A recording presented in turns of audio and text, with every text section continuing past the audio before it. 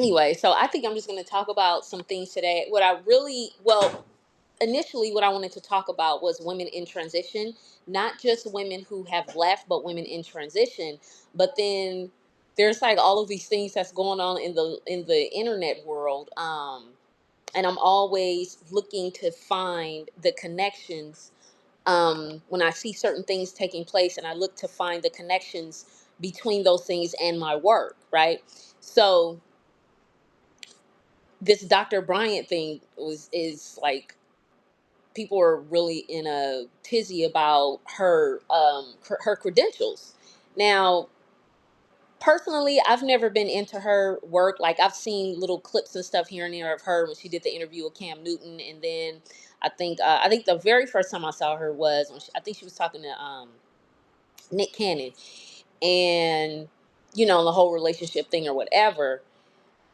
But because I'm beyond, relationship guru content, it really wasn't something that stuck with me. So I just saw like clips here and there, and I may stop to hear what she's saying because the whole clickbait thing.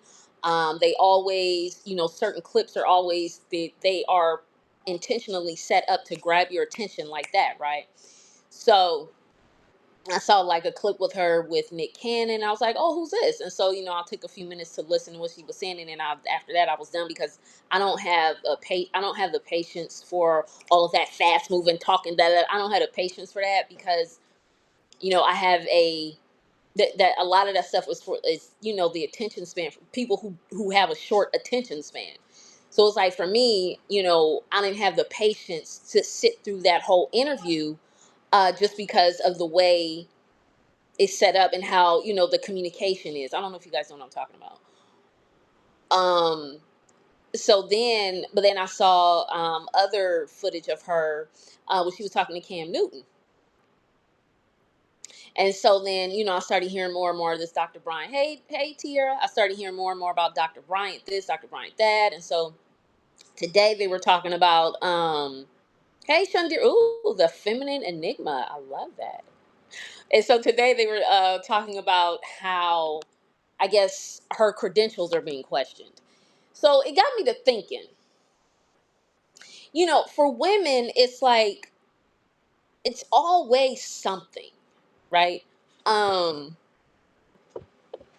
and I know that from what I know about her work, um, she, she deals with, she's in the relationship space, right? I think, and helping people with whatever sort of issues they have within themselves and how it shows up in relationships. I guess I'm assuming that's like the gist of her work, right? And but like I said, it got me to thinking about when we're with women, it's always this. It's almost like there's always this focus on how we show up in relationships as opposed to how we show up for ourselves and how we show up for ourselves first and foremost, right? And when we're looking at the ending of a long-term relationship or a marriage, we're looking at the transition period. I was thinking about how difficult the transition period actually is. You would think, and let me just say both are hard, the transition and then when you're actually out of it, right? But I think the transition period is really, really difficult. I can base this on my own experience and then just from talking to other women and just what I've observed, right? And that that transition period is really hard because it's still it for me, I can honestly say during the transition period, it actually made me go into more shadow work because when you're in the transition period, you're questioning yourself, you're wondering, well, why did I do this? And and he said this and he said that and I did this and why did I respond that way? It must be something going on. What happened? Why do I have this pattern? And so you're going through all of this during the transition phase. that can be very it's like, what's the word I'm looking for? Well, it's definitely exhausting. You can exhaust yourself because you have the overthinking going on. You you're now cognizant of your patterns, but you still find yourself repeating them. I mean, there's a lot going on in that transition period. In the transition period, like I said, it's really hard because it does cause you to dive deeper into yourself. And a lot of times, I think within this transition period, it's like you don't want to do all that because you're focused on, I got to get out, I got to get out, I got to get out, I got to do this, I have to do this, I need to make more money, I need to do that, and the kids, and and so you're thinking about all of these things during the transition because it's not just you transitioning, it's your children. And so you're focused, you're thinking about them, or how are they going to respond? How is this going to, how are they going to be able to regulate themselves? How are they going to adjust? I mean, these are all the things that we're thinking about in the transition period. I mean, honestly, just me talking about it and reflecting back on my own experience, I'm connecting to the exhaustion I felt when I was going through it. And that's really interesting. And so we have these, I think it made me think of um, the quantum entanglement and how even once we're out, I think there's some part of us that still has that entanglement to that part of us that was in the transition.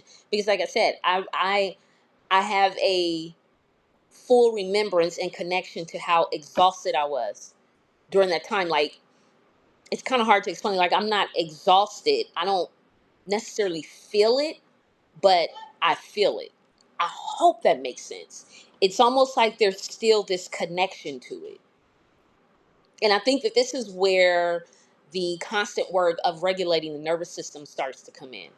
Because going through that process of leaving a long term relationship or a marriage, that is one of the hardest things that you'll do as a woman, women who are in those and coming out of that.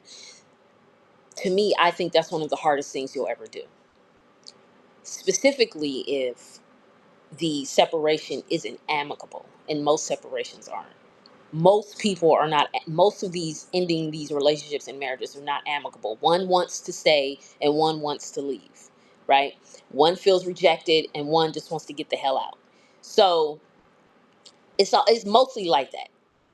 Amicable splits are not the norm, right? Yeah, so you are untangling yourself. Yeah, like, because you see for me, I always have to keep in mind, and I let ladies know, like, I didn't, like, it's not like it's been 10 years ago for me. I mean, we talking a few years.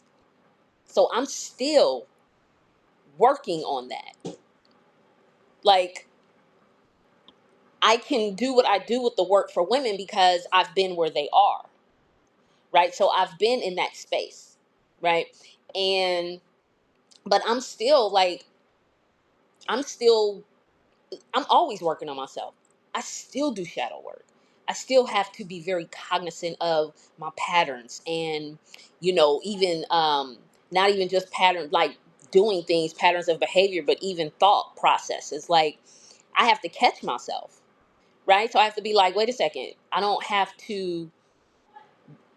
Why am I looking at this that way? Like, why am I looking at this through that lens? I don't have to do that. Like, you know what I mean? So it's like you're always working on yourself, but that transition period, it can be very daunting, right? And so, and when you're in it, you're always thinking about, oh my God, I'll be so glad when this is over. I'll be so glad this is over. And you're always thinking about the end, right? You're always thinking about when it finally ends and, you're in your own place, or maybe he's moving and you finally have the house to yourself or whatever. And so, you're always thinking about that. And you're always thinking about, I'm going to do this, and, I'm going to have things set up this way, And so you're always thinking about that. And you're it's like you're going back, it's like you're traveling back and forth through time, right? Because you're in the present, which is a transition period, but then you're also going to the future as well, because like I said, you're always thinking about that, and you're always making these plans, right? And I know for me, it's kind of like it was this place of feeling like I would get very impatient, because it's like it's not happening fast enough. It's even a blessing to leave peacefully. Yeah, absolutely. I mean, that's great. I know. I think you're talking about when it's amicable. Um, with my brother, he and I talked a lot. I mean, he and we still talk. Like I still have to talk to him and get his thoughts on things, right? 'Cause he's like the one man. I got honestly say there's probably two men in my life that I can actually have a decent, intellectually stimulating conversation with. Um, but my brother, he talks, he and I talked about his marriage and his first marriage, and it was amicable. And so, and he always says, like, people will be like, wait, both of you were cool? And he was like, yeah. He said people are always so surprised about that. And so, but it was amicable, right? They both was just like, you know what,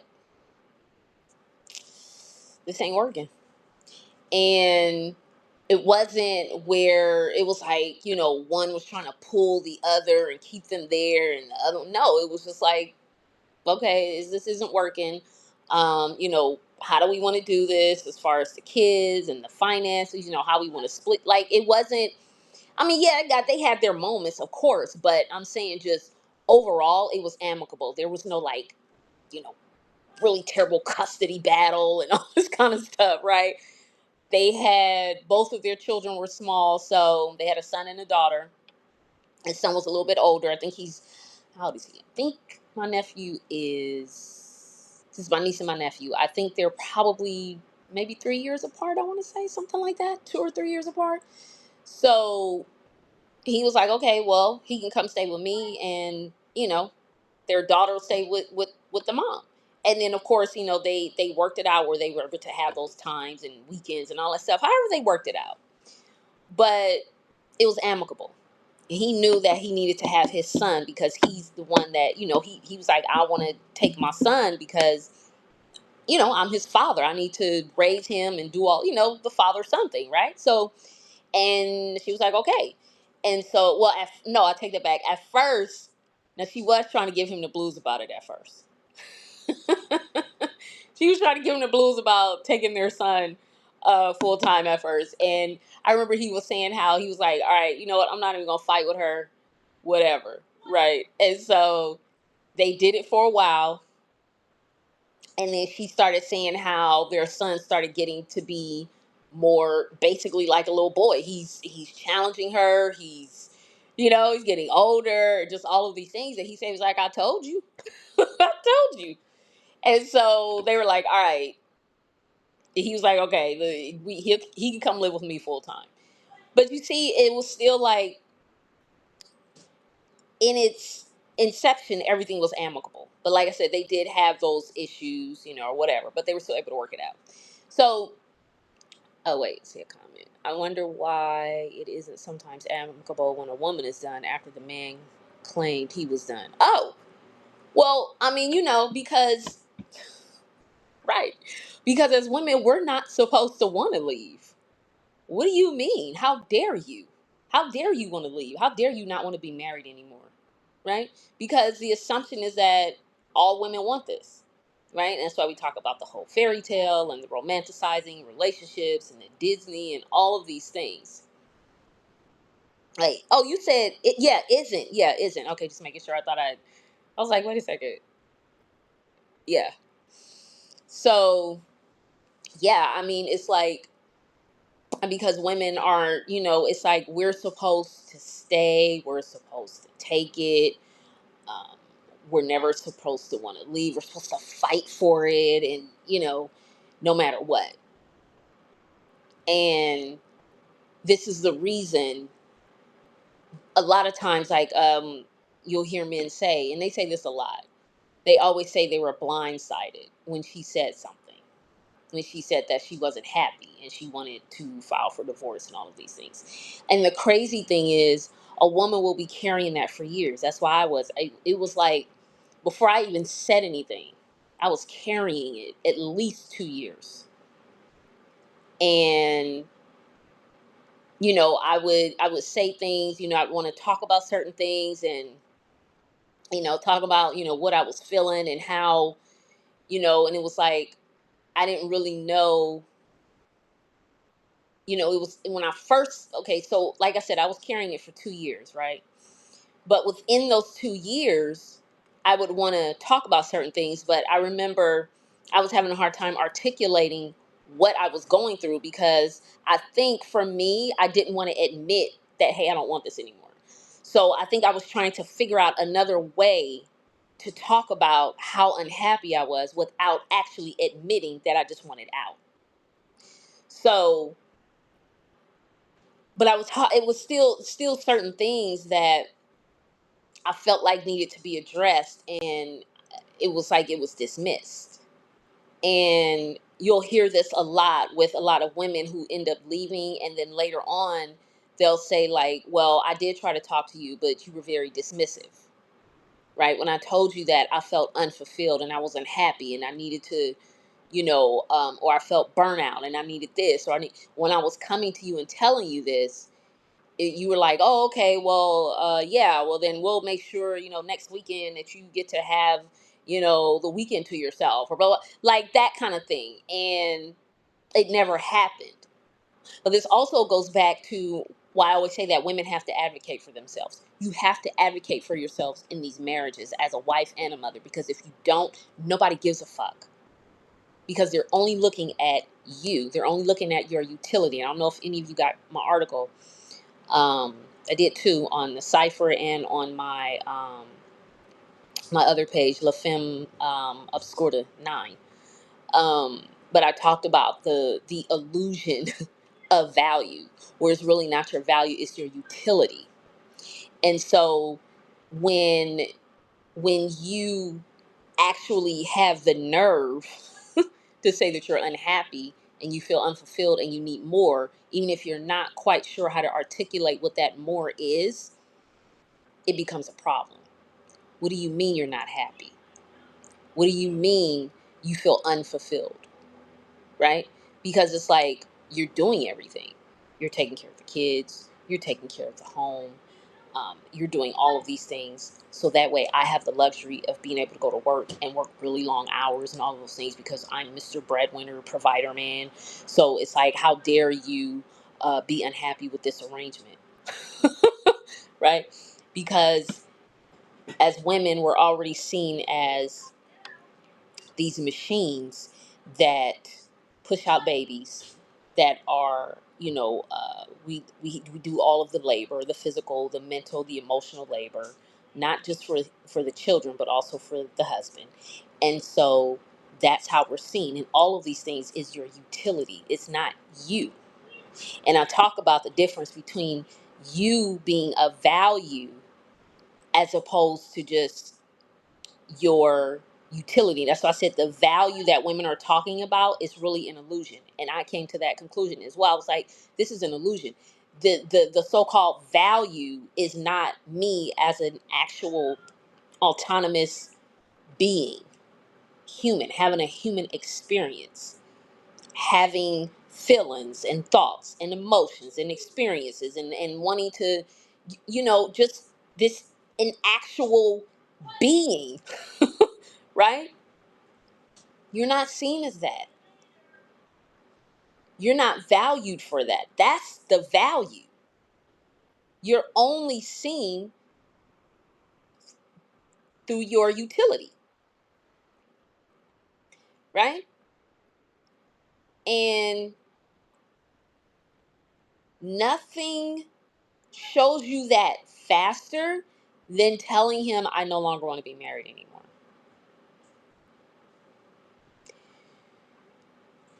When you say that,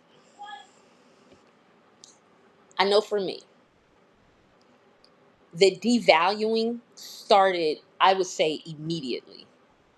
Everything that I had done, everything that I contributed to the family, pouring everything into my children, doing everything for them, taking care of home, making sure, just all of that shit that we do. And it became devalued. Why? Number one, because I wasn't bringing any money in. Because we have to always remember, with men, it always comes back down to money. And the other thing, I'm not going to say it. Can I say that word on here? I know it's in my article, but I don't know if I can actually say the word. Substack don't really censor you like that, but I'm not going to say it. I'm just going to say the other thing. Um, so, yeah, we'll just say sex. Okay. Um, Specs. Actually, I wasn't talking about sex. Yeah, I was about to use the P word. I was about to use the colloquialism for vagina. But anyway, sexy time. But yeah. And so it's like you are commodified, right? Who you are as a woman is commodified. Your actual physical body, your mental and emotional labor is commodified. They place a monetary value on it, which is wild, right? They literally are placing fiat currency on it, on what you do, because that's what it's all about. It's about the fiat currency. It's not about actual investments and all of these things. No, it's the fiat currency.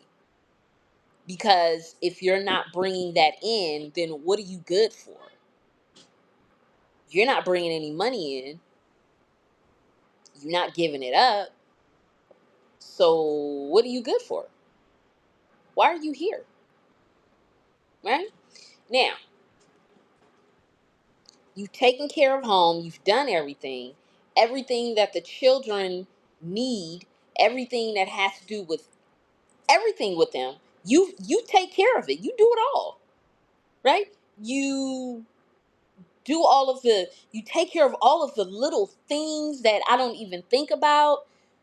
You take care of all of the little inconveniences that I don't even think about, that you're doing all this and all I have to do is go to work, right? Because you're taking care of everything else. I remember my therapist said, she was like, your contribution is, like, she said, if it wasn't for you, you provide him the luxury to be able to get up and go to work every day because you're at home with those kids. You're doing everything. I was even homeschooling, y'all. I had created my own curriculum. I was doing everything. This is why I said at one point my nervous system was so fried that I ended up almost passing out to go to the emergency room. And when I told the doctor everything I was doing, he said, no wonder. He said, I'm surprised you didn't come in here sooner. And the wild thing was, the homie had the nerve to be mad at me, y'all, because I was in an emergency. How you mad at me because I'm in an emergency? That was so wild to me. That was crazy. But the doctor was like, I'm surprised you haven't been in here sooner. And they was trying to put me on Xanax. I was like, I ain't taking that shit. But yeah, they don't. There's no value. They don't see value in it. And it's so interesting because this is why I say the trickery and the mind fuck that women are under the system, because you're always told from day one, your value is having babies. You are molding and shaping a human being. You're bringing the next generation in. You have to make sure that you raise them and teach them so they can be productive members of society, right? This is what we're told. But once we get in there and we're doing it, there's no value placed on it. There's no value on that. There's no value placed on the fact that you are taking care of home. When he comes home, he don't have to do anything. Dinner's ready, kitchen is clean, house is clean, kids are fed and bathed. He ain't got to do a damn thing when he get home, right? I used to purposely leave shit incomplete just to give him something to do because I did everything. Like I would purposely, like I said, leave certain things incomplete. Or I remember what I used to do is when my son started getting older, and this is before I knew before his diagnosis, because my son has autism. But he would be behaving in a certain manner, and I would be so tired. I would be mentally drained by the time their dad came home. And I remember I would just intentionally let him whine and complain and cry to his dad when he got home because I would be so tired. And I would just sit here and let him do it because I'd be like, I'm gonna see what he's gonna do. I'm gonna see if he's gonna do anything.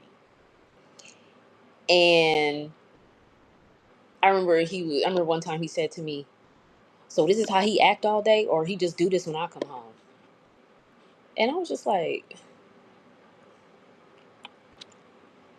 he's a child. Like, what do you think they do?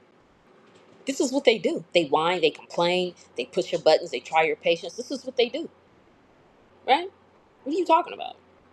And as the parents, this is supposed to be a team effort, right? So whatever rules and guidelines I set, you're supposed to enforce it, and you're not doing that. And you see this in a lot of marriages. And I remember my therapist said to me, she was like, "Well, you're a married single mother." I was like, "Well, damn." It's like, oh. She said, "So you already know what it's like. You already know what it's like to handle everything, to take care of things when it comes to your children. You already know what it's like to take care of the home. You already know all this. The only thing you're missing is the money. Once you start making your own money," she was like, you gonna be good. You can handle it, right? It's hard, but you already know what it's about." And I mean, I have family, y'all. I have family. I got a support system, but I mean, it's still all on you as the mom. It's all on you. It's gonna always be on us. We're always gonna do the bulk of the parenting. It is rare that you find a man who really takes that on. It's not a lot of them out there. And this is why I say, when I see women say, "Well, not my man, he's this and he's that," and blah, blah, blah. Okay, then you know what? I'm going to assume that he has done the work to tame that beast that's inside of him, and he's always working on himself. He's always working to override his default system, right? I am just going to assume that. So most of them aren't going to just take that on. It's very rare.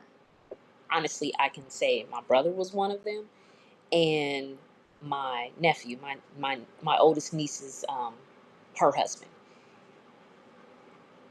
I can honestly say they're probably, well, my dad died a long time ago, but I can honestly say those are the only two men that I know that have really, okay, I'll take that back. There's three, y'all. Look, they might be doing better than I thought. There's three. Well, that's three out of all the men that I know, and just men in general, right? Um, but I can say those three men have really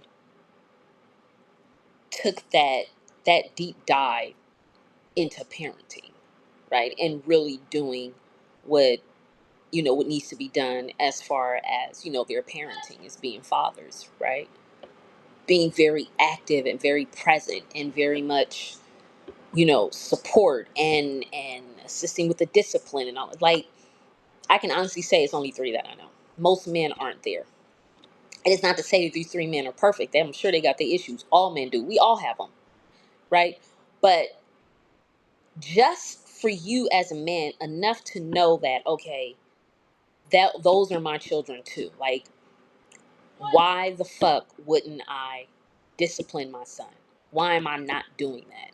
Why am I watching him give his mother a hard time, and I'm just sitting there. I'm just being a spectator. I'm just sitting here on the couch. I can hear them arguing, right? I can hear him talking back to his mother. I can hear him being very defiant and giving her all this pushback when she tells him to, pick his shoes up off the floor, or, it's your day to take out the trash or whatever. I can hear all of this going on, but I'm not going to do anything. I'm just going to sit there. This is what I'm talking about. And this is, I would venture to say, this is most. This is most. This was my experience.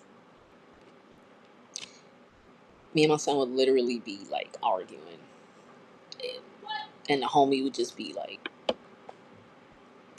on his phone.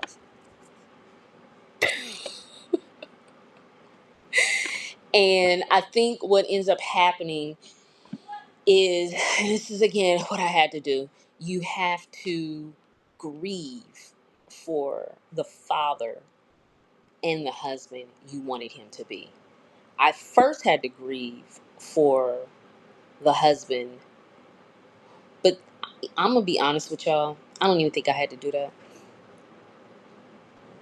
I think it was more I had to grieve for the father that I wanted him to be, not necessarily the husband.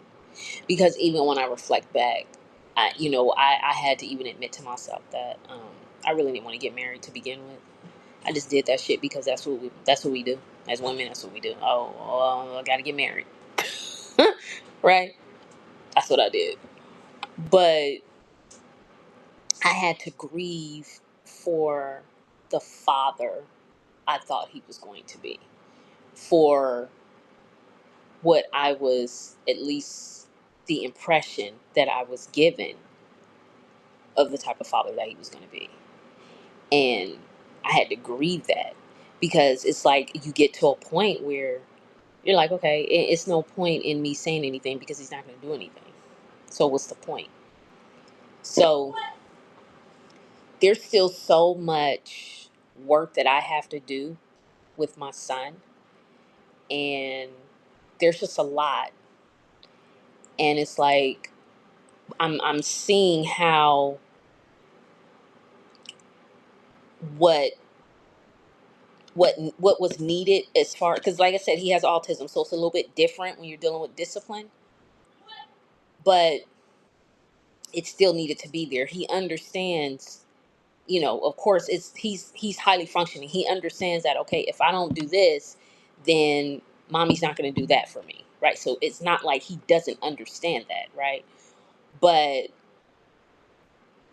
I remember, when he was younger, but he's getting older, and I was seeing the changes in the behavior, and how things were changing, what he was doing, and I was seeing this, and I remember thinking, okay, you need to nip this. Like, you really need to nip this, because it's just gonna get worse. And all the lip service and the talking to this and to that and do the blah blah blah. Nothing really ever happened. And so I had to get to that point where I had to grieve for the father that I wish that he was. So this I was doing during the transition phase. And so that, you let me see comments. Women often do the background work while men only yes. Yes, that's what I always say. I was like, nobody sees what goes on in the back office. Right? It's just you're only seeing him. And he gets to maintain this aesthetic that he likes because you're doing all of the things, right? Um, that's funny, because I was thinking about that the other day, because I was thinking, like, when he tells people that our son has autism, like, I always wonder, what do other people think? If, okay, of course, if you've never experienced having a child with autism, you're not going to know what that's like. But it's so prevalent now. It's almost like everybody probably knows at least one person who has a child with autism. And so it's a lot that comes with that. There's a lot to that, right? And so I always think about, like, I wonder what people think when he tells me his son has autism. Like, are they even thinking, who's handling all of that. Right? Of course people aren't thinking that, because like I said, nobody's concerned about what's going on in the back office. They're only seeing what they want to see, which is, the front, the surface, everything, the results of things, right? This is what everybody's seeing, and that's what everybody's going off of, right? So nobody's thinking about all of the back end work that women are doing, right? So that's why I said, like, when my therapist was like, you afford him the luxury to be able to do all that. And it's so absolutely true, because it's like, for women, when we're in these marriages and stuff, and we're moms and wives and stuff, it's like the husband, honestly, there really isn't a major change or transition for his life. If he was already getting up, going to work every day, he's just doing the same thing he did. He just had a wife and some kids to the mix. But you, as a woman, your life has completely changed. Even if you weren't, say if you hadn't really found that career that that you really wanted, but you were still out there, you were single, you were taking care of things, or maybe you was living at home with your parents.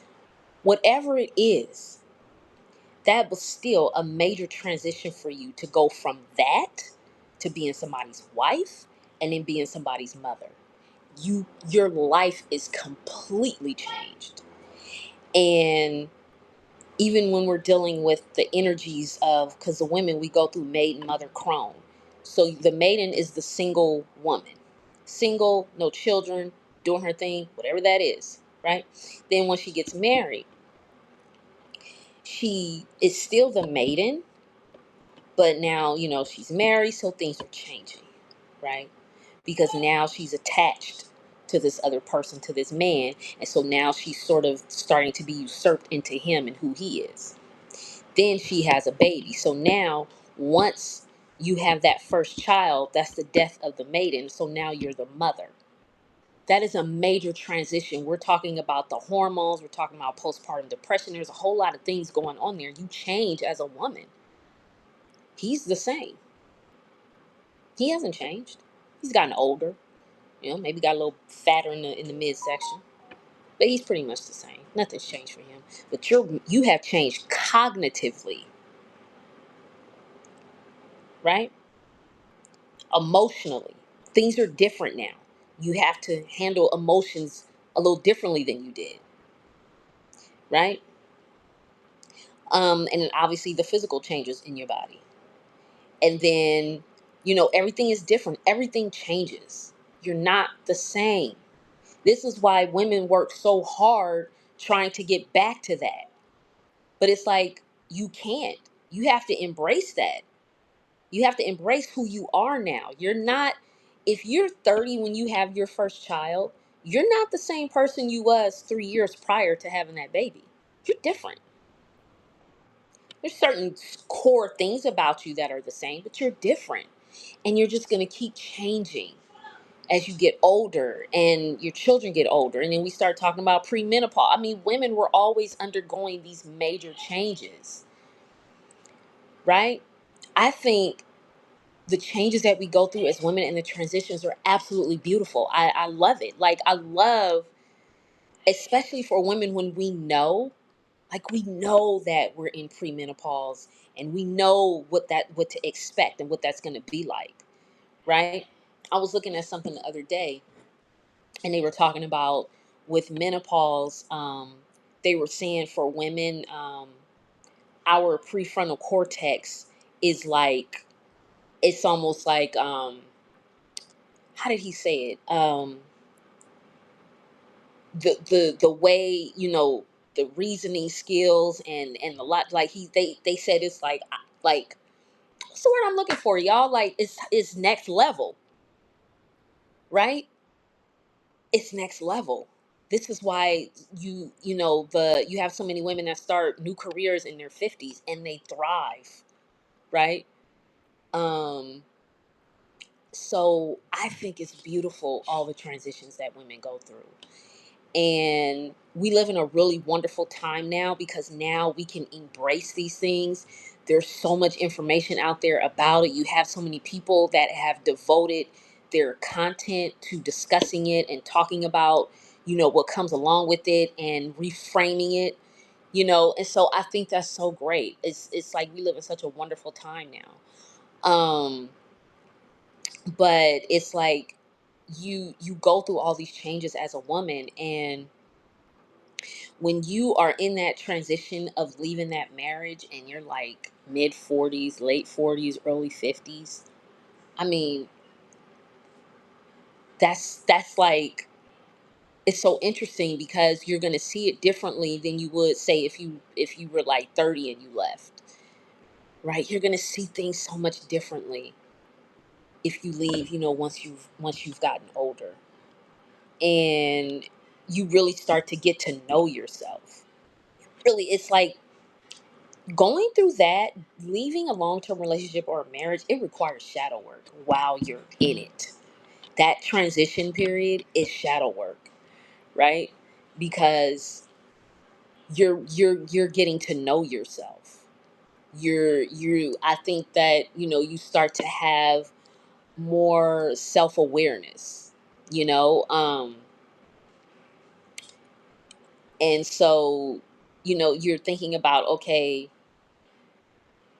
the way I'm responding to this now, I would have responded completely different like 5 years ago or 10 years ago, right?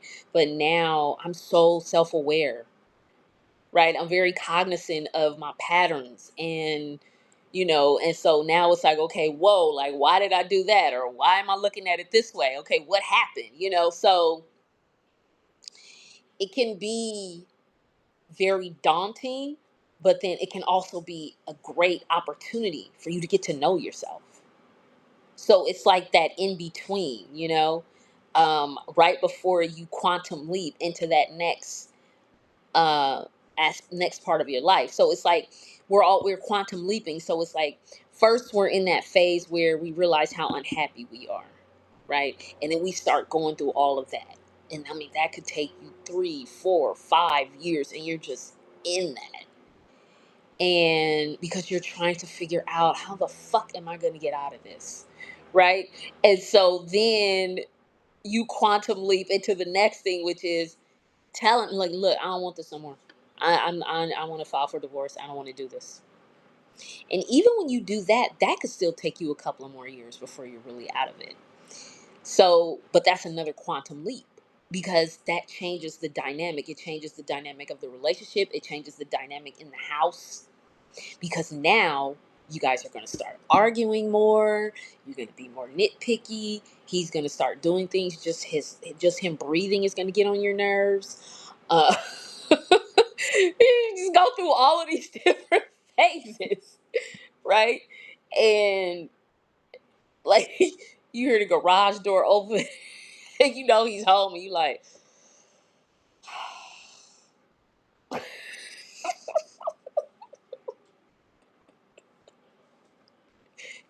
damn, what time is it?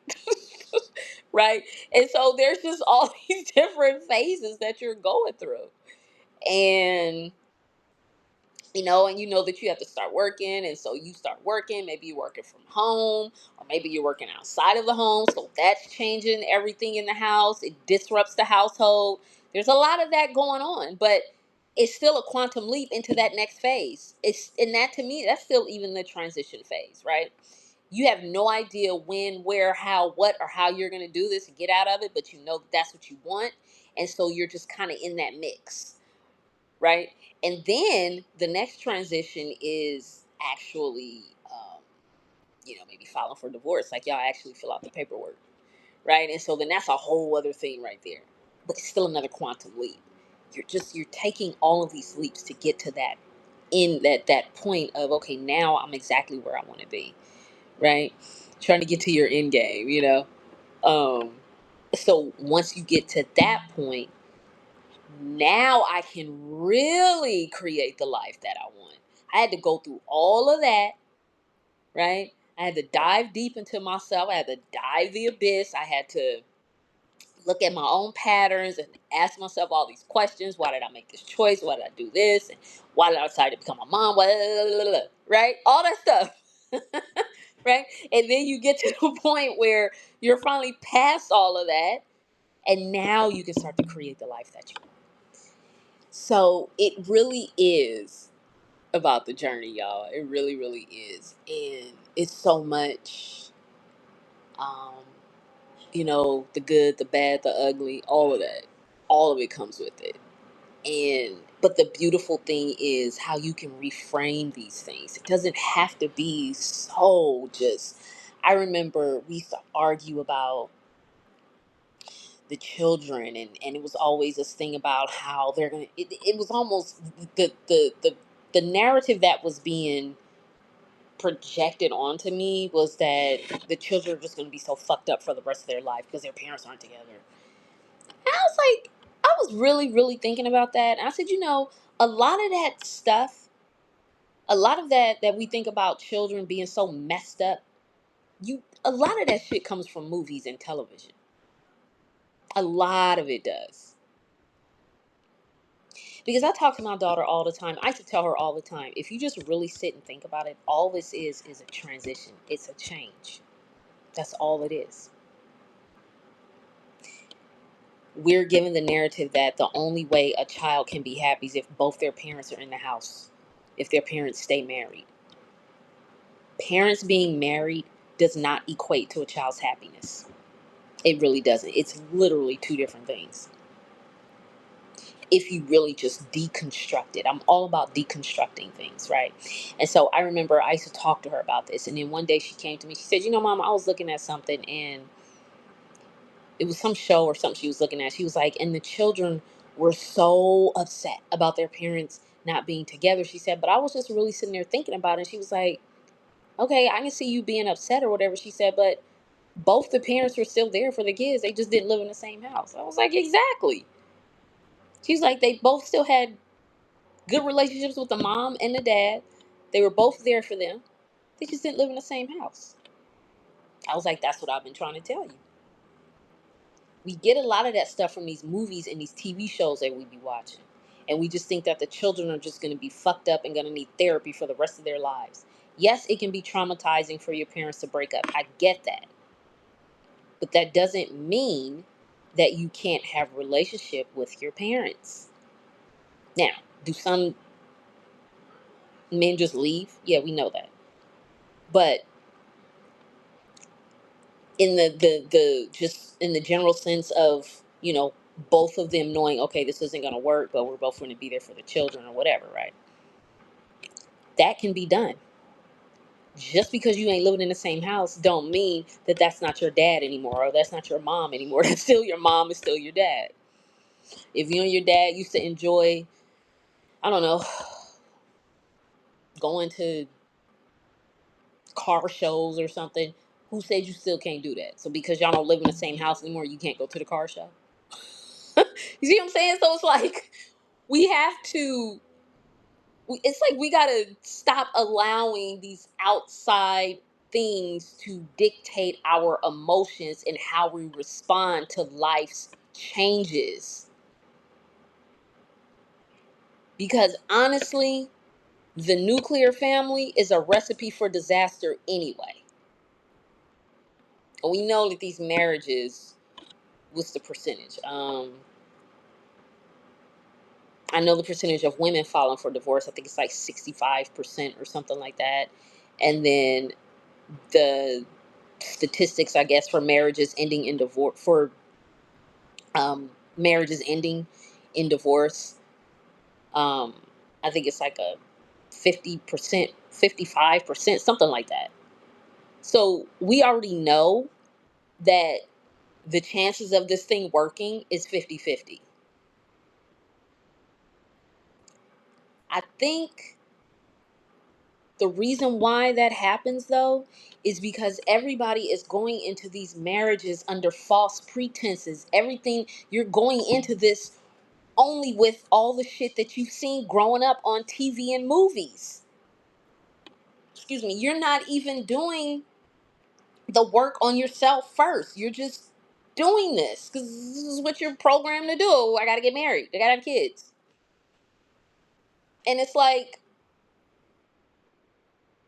well, why? Like, why are you doing this? Are you doing this because the two of you really truly understand what this thing is, and maybe you're approaching it differently from most people. Like maybe you're not going down to the justice of the peace, and you're not running down to the courthouse and doing that whole thing. Maybe you're just gonna commit to each other in some sort of union where it's just you and your close friends and family, people that you love, and you want to commit to each other in that way. But you also know that I don't own you and you don't own me. So we can decide at some point that, okay, that's it, we're gonna move on or whatever. But most people aren't approaching it that way. Most people are approaching it through the lens of all of the shit they've seen, especially women. Women want the fairy tale shit. They want the princess. That's what they want. They want that wedding. They want some like Cinderella Sleeping Beauty shit, and that's how they're looking at it. And men want somebody that will labor for them, and that's what people want. They can say whatever it is they want to say. That's what they want, because most people have not done the work on themselves, and most people have not even deconstructed this institution called marriage. They have not deconstructed and broken it down and looked at it for what it really is. They have not studied on it. They haven't studied on the history of marriage. They don't understand that when they get married, they're married to the state. People aren't doing any of that. They're just doing this thing. So is it a wonder why these marriages end in divorce at such a high rate? Nobody's studying marriage. Nobody's studying the origin of it, why it's the way it is. Nobody's studying nuclear family. They think that that's the norm. The nuclear family is a fairly new concept compared to how in ancient times and what people were really doing. Because when it was a matriarchal system, the nuclear family is very patriarchal, right? But nobody's doing that research. Nobody's looking at that. They're just doing it. Because everybody has a patriarchal mindset. Think about it. We don't even know what it's like to live under a matriarchy, a true matriarchy, not this inverted one called patriarchy, right? So everything that we do is coming from a patriarchal mindset. So people aren't studying marriage. They aren't studying the origins of it. They're just doing it because that's what's expected. So that transition period, that was one of the things that I did. I really, really studied the whole idea of marriage, the origins of it, right? The religious aspects of it, and how patriarchal it is, and how it benefits men. Women do, I say that men get benefits and women get privileges, I think, because men definitely benefit from it more so than women do. But women get a lot of privileges under patriarchy. That's why they don't want this shit to end. Women like it because they can get away with a lot of the fuck shit that they do, that they know they couldn't get away with under a true matriarchy. So women don't want a matriarchy. They can say they do, but they don't. The type of matriarchy they want is, like girl trips and, I don't know, going to see brunch and, I don't know, going shopping, I guess. That's the matriarchy. A true matriarchy, a true power structure under matriarchy, a lot of the shit that women do could not fly. Couldn't do it. And yes, there would be a governing of those wombs.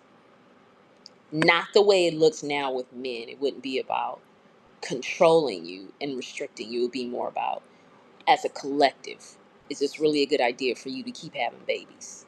Right? It would be all sorts of things that would have to be considered, not just going out here fucking and having babies like you can do under the patriarchal structure, because they need more cogs in the machine. Under a matriarchy, that's not the case. We don't need more cogs in the machine. The machine is running just fine. Right? So, I mean, there's just a lot of things that, like I said, when you're going through that transition period, and, a lot of it forces you to do a lot of inner work on yourself. It really, really does. And once you're out of it, then there's like this whole other new type of work, right? Which is what I get into in my 4-week container. I work with women who have left long-term relationships or marriages, and now they're in this state of flux. they are, it's about helping them to reinstall that inner authority. It's about identity restoration. You know, we hear a lot about identity, but identity, the I am, that's where everything starts, right? So we get into that, and we use a lot of shadow work, right?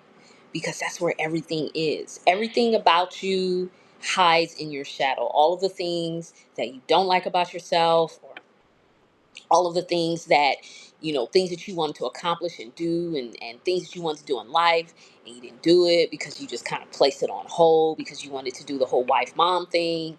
And so you started looking, you his purpose became your purpose. And so that inner, that woman in there, she hides in your shadow. So we get to pull her out. Right, she gets to come out and play. So, but yeah, so the core of my work is identity restoration and reinstalling inner authority. And we also utilize the work with nervous system regulation, because obviously, we know everything starts there, right? Um, and so these are the things that we do in the 4-week container. There's also the Cypher community ongoing. You do not have to have done the 4-week container in order to come into the community, but I will say that the community is sort of like an extension of the 4-week container. So I have a lot of things in there for the ladies. I'm going to be doing more teaching, more like video. I have some things in mind that I'm working on, and so that's what we're doing. And so right now, I'm offering a free 45-minute session. And basically, what we're doing is we're just going to kind of see like where you are on your journey. um, and usually when women do the session, that free 45-minute session, usually they transition right into the 4-week container, because within the session we're going to see where, like I said, where you are in your journey, and then we discuss a little bit more of what that 4-week container is going to look like for you. And so, like I said, most women end up going into the 4-week container after the free session. So I am going to wrap this up, but ladies, I'm so glad y'all came. I love having my regulars in here. Y'all so dope. But y'all bring some more people in here. Let somebody, share this. Next time I go live, y'all share it. Bring some more folks up in here.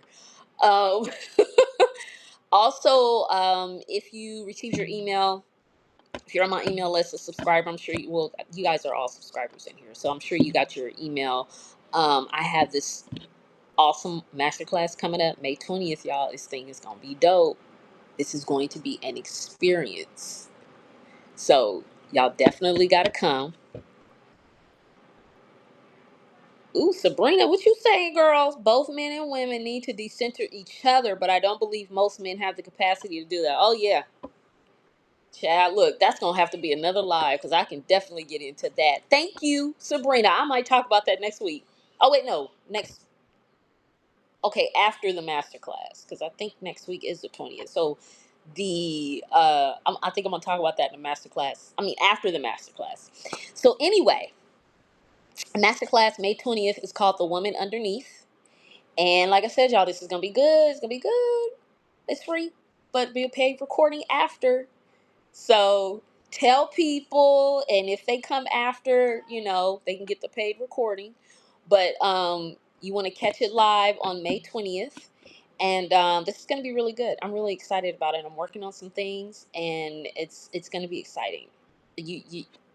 Y'all are really going to enjoy it. Really going to enjoy it. So anyway, since I'm on the phone, I have no idea. How do I get? I don't. You know what? I'm not even gonna mess with it. My link is in my bio on my Substack. So if you you want to book your session, the link is actually on in the bio. And also, if you receive the email, I also put the link in there as well. So book your session, and let's see where let's see where we can go. Let's see what we can do. Um, so yeah, I think that's it. And you ladies have a wonderful rest of your day. Hope you receive some value from this and come to the masterclass next week. All right. I'll see y'all next week.